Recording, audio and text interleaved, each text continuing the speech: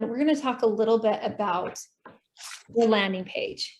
And what I mean by that, and so when you get into your course, like I know, for example, MemberVault has this. I'm excited to get into Thinkific from your back end to kind of see how that looks, just because MemberVault's the one I've used.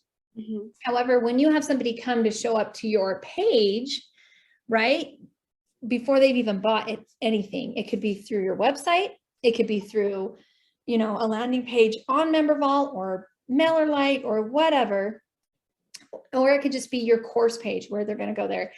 We want to see, there's some things that we definitely want to see. And I found this amazing article that I'm like, oh, he hit it on the head for me. And I'm like, so I'm going to use this and I'm going to give it to you because he gives good examples of what it looks like, not looks like. With this being said, we're not looking for fancy. And I know, Angela, you have spent a lot of time, you have a landing page. I've gone through it and seen it. And this might help go, oh, maybe I could take this out or I add this in or tweak this a little bit. And so it just kind of gives us a guide of what we're looking for. This will also be helpful when you create a 5-day challenge, when you know, any of these things you do. So in MemberVault, when you get in, there is, and I'm going to see if I can share my screen. Hold on. I'm going to show you Angela's, and this is Angela. Yes, yes. Only because I just want you to see what she's still building. So keep that in mind. And so this is just showing up to her MemberVault page, right? So if she shows up, she had a picture here, but she's going to put in her video. Do you remember? I don't know if you follow her, but she did a video about what she's doing and why she's doing it. Mm-hmm. And so she's going to put that video in here.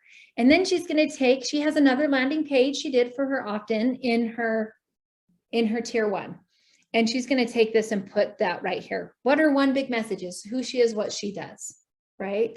So this is basically her one big message or her little pitch, her purpose pitch that we talk about, okay? And then this is where her course is going to go. And she's going to change it. We've talked, she's going to change her picture here. And then if she has other products, they'll show up here. When she has an opt-in, when she has, maybe she'll have a course or community or consultation, she can put them on this page. But this is just her little one tagline, her short space that somebody says, oh, this is the teaser. Like, why would I want to click on this, right? And so this is basically, look, hey, here's our pain point. Do you hear that? Have you ever been overwhelmed with the idea of making over living space? Not sure where to start. Pain point, ideal life. This will give you 7 steps that you can do in one day, right? So do you see how it's just like super quick? Oh, I want to learn more. Now, when we click on this, what will happen is right here is where her landing page would be. And this is what we're going to talk about today is when we get on here. Now, you may have this on your website, and that's fine too. This might look the same on your website as it's on MemberVault.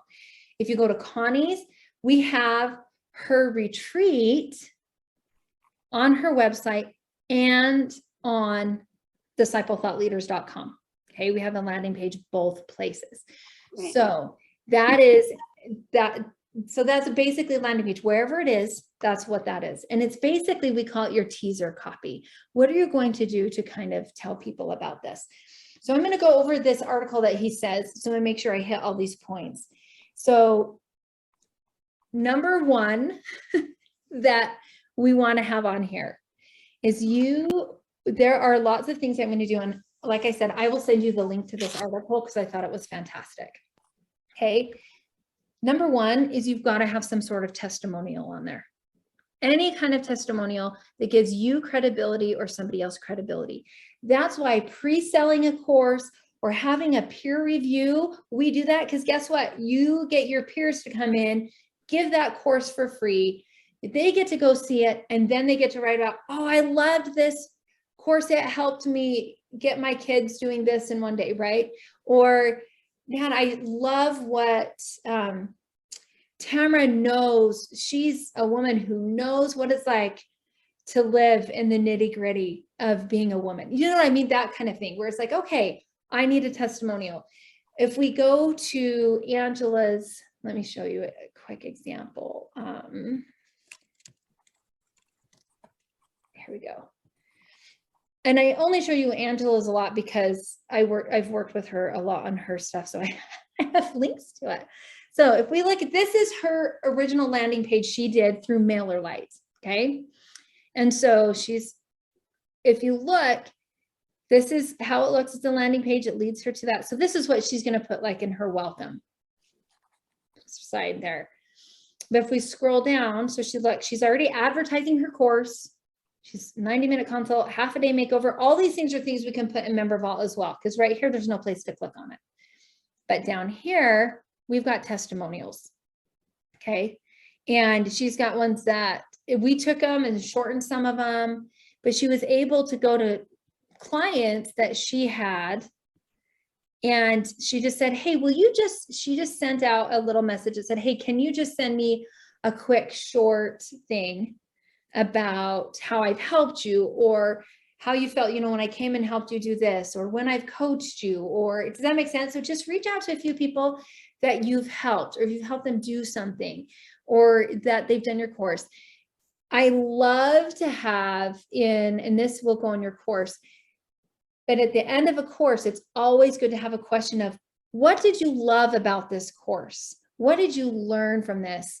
And then what did you wish there was more of? How can I support you?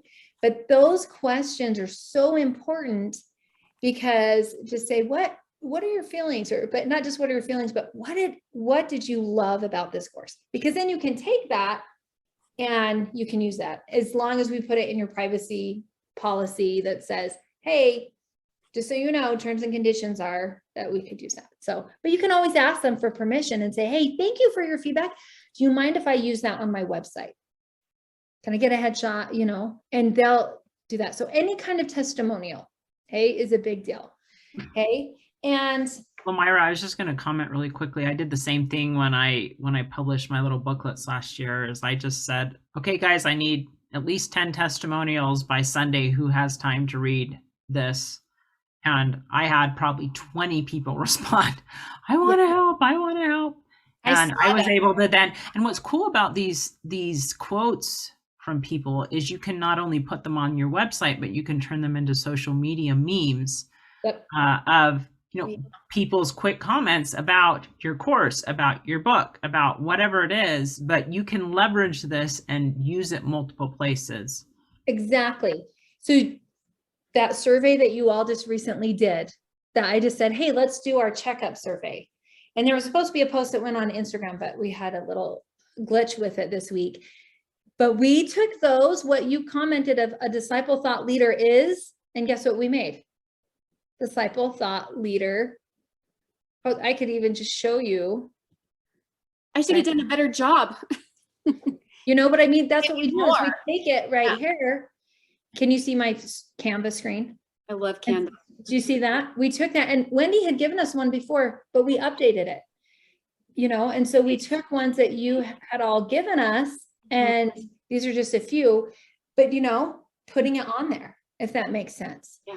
So taking that, I actually even took, Angela, I even took yours from the retreat, and I just barely made, where did it go?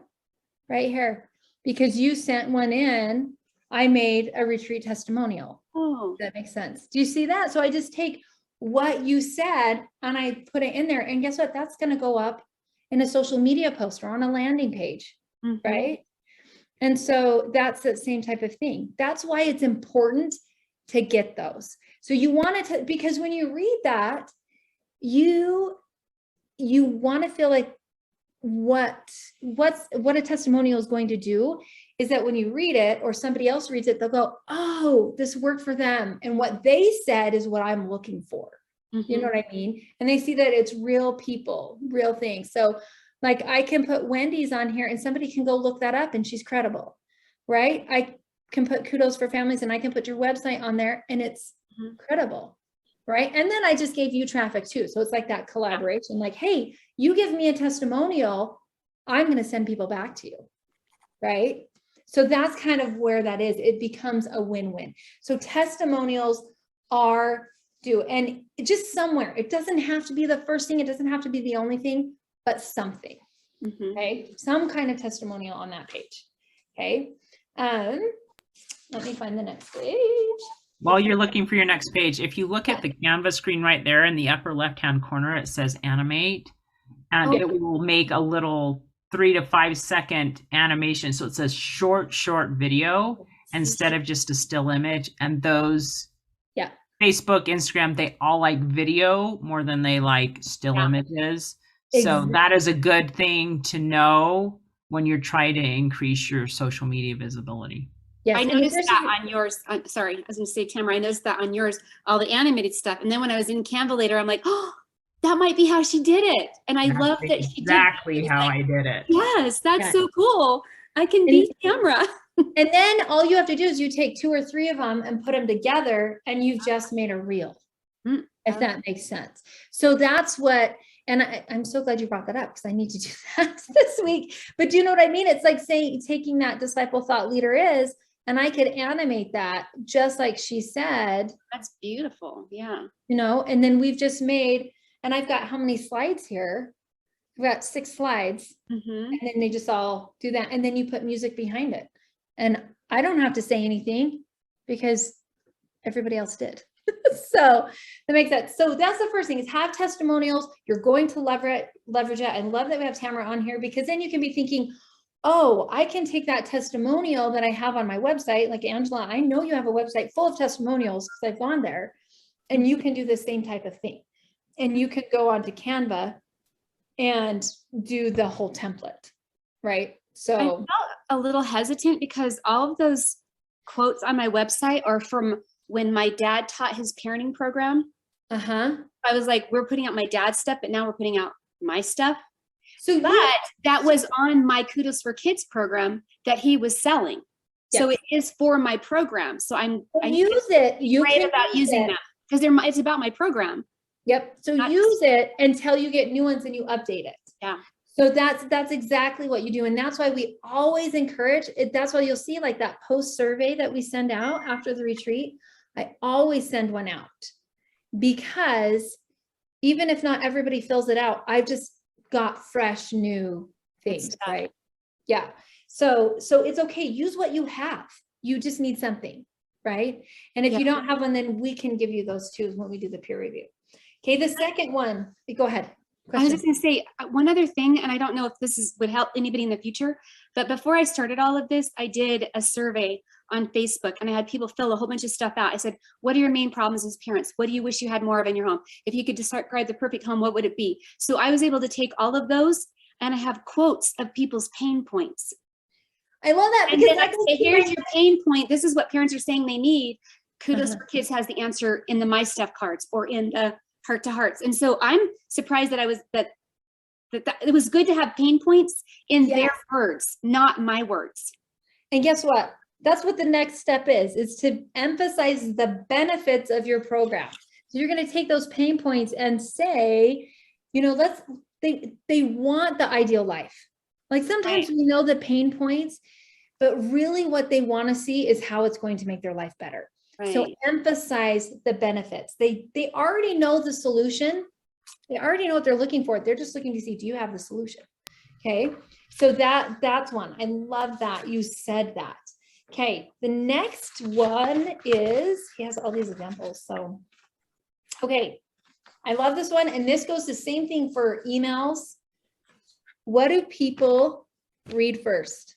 Are they going to read all the little nitty gritty? They will if they're like me, and you get to the nitty gritty when you're like, man, am I unsure, right? But the first thing they're going to see is that headline.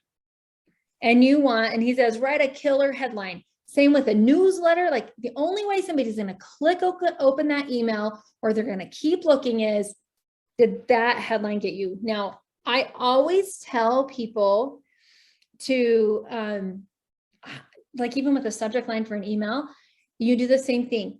Write 10 different headings. Do you know what I mean? Just write 10, the 10 that come to your mind, because you'll easily scratch some off, but sometimes you need that just the first one, maybe the one you go back to, but it may be morphed. Do you know what I mean? So write several, but the first thing they need to do is see that one, right? And that's kind of like, it can be your one big message. It can be just like she had 7 steps to making over your home in one day. You see how that's like a kill, like, okay, you just said 7 steps in one day. That's what got me, is in one day, right? Because it's overwhelming for some of us to redo our homes. I don't want to have to do that. Okay. So you can either do it yourself, and you can find somebody to do it, but guess what? They want to hear your voice. So I love, he says, here's what customers pay attention to. 1, the headline, the sub-headline, usually, the pictures, and your call to action buttons, right? They want to know where that is. Buy here, learn more, get a free thing, whatever, but whatever is going to lead them. But so the pictures, man, have a picture of what that looks like on there. Does that make sense? So of their ideal life, or if you have pictures of your kit, what am I going to get in this kit? What are the pictures? And even we have, so an example, let me pull this up. Just because at first we didn't have a lot of pictures for this, but that's why we take pictures, is right here. Like, we want to find the pictures of what that looks like to go to the retreat. What are they doing? They're doing work, right? They're doing that. And then I have another one that's not on here that I want to put on here from the September retreat, where it's Connie doing a small group, like she's talking one-on-one with somebody. Do you know what I mean? Where they're getting that coaching feel, where they're getting, because that's what we're connecting with. We want them to see, yes, this is fun. Yes, this is where I'm going to actually get stuff done right here, right? That's the point of the retreat. But that's what they're going to look at and see, is like, is this something that I want or no? Where is it? So pictures are good. And I'm also going to look at the pictures of the people on there. That's going to make a difference. Mm-hmm. So have some pictures on there. Okay. And another one, keep your writing simple. It doesn't have to be, stick to those outcomes. What are the outcomes that they're going to get from your course or from your community? What are there? And you don't, I just love, he says, simplicity sells. And that's just very simple. And I'm just trying to think if he's got, and it doesn't have to be this huge old, sometimes we see, especially if you've done like, and I don't want to talk negatively about any company, but if you follow a ClickFunnels course and how they do it, it's, oh, I'm going to do this. And now I'm going to have call to action. Now I'm going to do this. And you know what I mean? And it's just like, oh my, okay, just one thing, get to the point. Do you know what I mean? And so it just depends on your audience, but you may want some of that. So keep it simple so you're not overwhelming them. And they're like, okay, there's too much for me, too much information. I don't know if I want this. So just remember that, because most people don't have time to sit there and go, oh, but if it keeps coming back to them, they'll go back and look. Can I ask a quick question? Yeah. Got a second? When you said that, it reminded me of my course where I have like 10 modules. Mm-hmm. And they all have 3 or 5 things in them. And that's because there's different points of the charts that I'm going through. And like one lesson is just the PDF printable. One lesson is just, they're very simple in a lot of cases because I wanted people to be able to find things quickly. But would it be more beneficial to have them combine them together? I was separating them so it'd be easy to find. But maybe it looks too overwhelming as a course. When the course, that might be different depending on what it's for. But I'm talking about your landing page, right? So yeah, it just makes me think of that. We'll come back and let's answer that question in a minute. Okay. Okay. Perfect. Okay. The other thing, I love this. How many of you guys have gone to a landing page and you're like, who wrote this? Do people talk like this? Right? I always say, use your voice. It is so important to write how you speak. Same thing when you're filming something. I honestly would talk it out. What are you going to say to somebody? And you might have to tweak a few things, but people get to see who you are. They get to see your personality. One thing I love and adore about Connie's books, her nonfiction books, when I read them, I hear her speaking them because she writes the way she speaks, if that makes sense. Mm-hmm. And it might not be grammatically, it looks grammatically right, but I can hear her saying that, if that makes sense. Mm-hmm. So so write in that, use normal words. I like this. He's like, I like this. Why use convivial when you can use friendly, right? I'm like, don't make somebody have to go look up a thesaurus. I mean, unless that's your audience avatar. I mean, if you're writing to my husband, yes, use big words because he likes big words. But if you're writing to a different audience of families and you're looking for the women in the nitty gritty, don't use that word. They'll be like, this is too, they'll immediately go, and I'm thinking of yours, Angela, they'll go, this is too educational for me. I can't do it. We want simple, right? We want to make it simple. I love this too. Use short sentences, break grammar rules. I was the grammar queen and editing. I was like, no, you have to follow the rule. But just like, as we all know, visually, it's going to make a difference. Break it up visually. If all they see is long copy, I love to put, and this is why you'll see when we created this, you'll see the line breaks. Okay, because my brain can break. Next section, next section, next section, right? So that kind of thing, and you move it around a little bit. The other thing you'll see is, and I don't know if it's on here. I mean, it's not big, but I mean, like, but use short sentences, use, break up the grammar, use a short, if it is readable, speakable, that kind of thing, be funny. Be funny. Use first person if you're talking about me or I. And I love how he says, use expressions you'd use in a normal conversation. I use the word seriously all the time, seriously, or perfect. Exactly. Those are things I say. I might say dude, but I'm trying to cut that one out because my kids don't like it. But you say, it's crazy. It's like this. It's awesome. How would you say it? Right? Because that's connecting. So that's another one to do. Okay, number 6, and Connie talks about this in her Keystone keynote. Use numbers and be specific, right? Exactly as Angela said, hey, you are going to 7 steps in one day. Okay. It can be a statistic. This is something you can do in 5 minutes every day, right? Or it just something, or use a statistic of women need 75% of women are da, da, da, da, da. Okay. So find something like that. The next one is always have a call to action. Ask your readers to do something. Get this for free, sign up here, add your testimonial, whatever it is in this, contact me, right? So purchase here, ask them to do something, click the button to learn more, and that's that thing is on the member vault page of Angela's, you have that where it says, learn more, right? So, or buy it.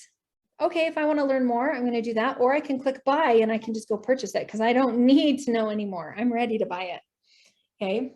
And then I love this one.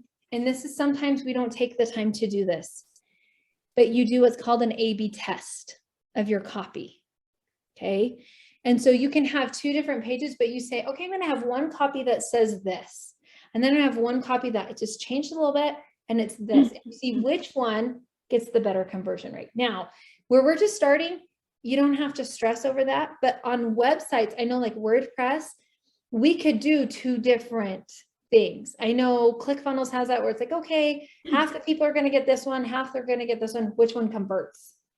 And if it's 50-50, then guess what? Change it up every now and then. Say, okay, I'm going to use this page for a while, and now I'm going to use this page for a while. Does that make sense? So it's new and fresh. But and so he says some of the things you can test are your headline variations. Like kind of change that, your sub headline, your call to action copy, and then your list of benefits. Kind of change those out. So, okay. And he's like, oh yes, small things too. So those are the 8 things he gives. And I love that because those are things I would say he just said it in a better way than I did. But so I would start looking at that with your landing page.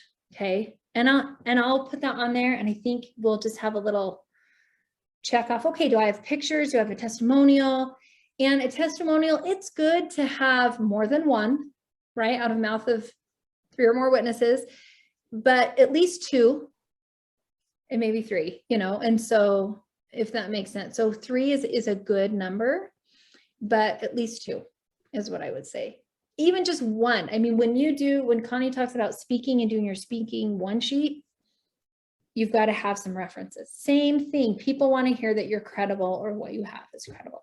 So I would encourage you that if you have a landing page, I would encourage you to go look at it and kind of see, just kind of use that critique and go, okay, how is that? Or invite somebody to come do it. If you have one, Angela, I would love for you to put it in the WhatsApp and say, okay, will you go read this and see what do you like? What do you know? But what in the landing page? The link to your landing page where you can buy your course. So I'm getting a little confused. So the landing page for the course, I don't really have a landing page for the course. They just know that when they buy the kit, they get a coupon code to get the course free. But how do I know about your kit? What page do I go to see that you have a kit? Oh, so the page about kudos for kids. Yeah. I thought it was too long. I would be good to get opinions because the website guy's like, it's not too long. And I'm like, it goes on and on. Anyway, so just let them, put a link to my kudos for kids in the WhatsApp page, that one in the WhatsApp. Okay. Yeah. And then that way we can say, oh yeah, we love this or that. Do you know what I mean? Or if you're willing, next week, if anybody has a landing page, they're willing to say, hey, let's look over this and let's just kind of look and see what we like. If you're willing to do that, I know that's being vulnerable. I can do that. Because you could probably, and I think I did look at yours and I did feel that same way. It felt long. Yeah. But there was good stuff in there, but I was like, oh, this is so long. I'm like, I don't know where to click.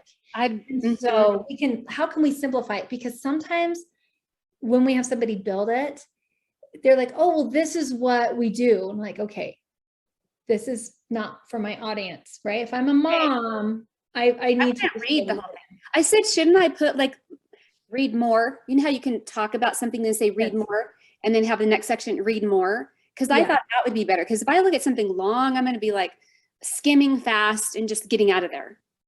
Yeah. So we could have a simple one, kind of like this, where it says, hey, here's basically what we do, like a simplified.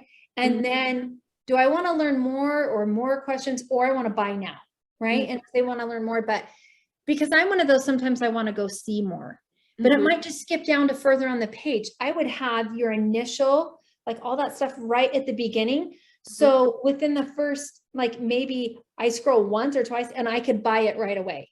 But then if I want more information, I could keep going.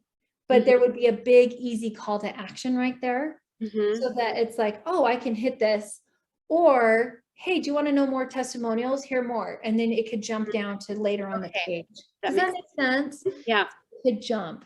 So those are some ideas. But yeah, in that first little bit, if they have to keep scrolling to find more, like to see the call to action, you've lost them. Well, I have call to action buttons throughout. And it's all one kit, but maybe they think that call to action is just for the my stuff or just for the daily jobs. So maybe I need to clear that, because I did put it several times throughout. But I think you're right. If I do something at the top that just gives the bullet points. And the this is everything you get. Bullet points and the call to action, and then they can keep reading. You know how sometimes you can click on the bullet point and it will take you to that part of the page? Yes. Yeah, I need it to do that probably. Yeah. And I think that would be great, because I'm like, oh, well, what is this cart? You know, what is this? But if they see that whole list in the beginning, they're going to be like, man, I'm getting a ton of stuff here. Right. You know, this is totally what I'm getting. And I don't know about you, but my brain sees bullet points quicker than text. Yes. And that's just how our brain automatically just wants to see what's important. It's searching for that. Yeah. Okay. So, I love that. Yeah. And be okay with that. Say, hey, let's try this. But granted, I know you haven't really sold it, but yeah, you could put those outcomes right at the beginning. All those things are going to get. And I love that idea. I just think that's fantastic. Yeah. Okay, what's these chore cards or whatever? Boom. Let's go see what that kit looks like. Cause I'm going to be that person that's like, ooh, is this going to help me with this? What do I get in here? Wow, this is an amazing value. You know what I mean? I don't have to make this, and I don't have to go print off my own chore chart. You've got a system here that works. So, well, and the thing is that it can look really complicated and long because there are lots of bits and pieces. So one thing I have to be really careful of is making sure they know that as a parent, you can do a little bit at a time. You don't have to do it all. And also that it may look like a lot, but what it does is makes your life easier. you spend less time nagging, begging, pleading, and your system is in place. So it just kind of happens. You don't have to say anything. So if they realize that once you set it up, which it doesn't take very long, once you set it up, you're going to be relieved of a ton of pressure. You just said, like everything you just said, I'm like, boom, take what you said and do that in like a video. You know what I mean? That's going to be perfect. And if you have a video, whether it's you or somebody else talking, and say, okay, this looks like you could have that on there. You know, hear the founder talk about kudos for kids. And that could be down later. It doesn't have to be in the beginning. Right, right. Or it's just you, that's what you do in your course when they get it. But yeah, so I love that.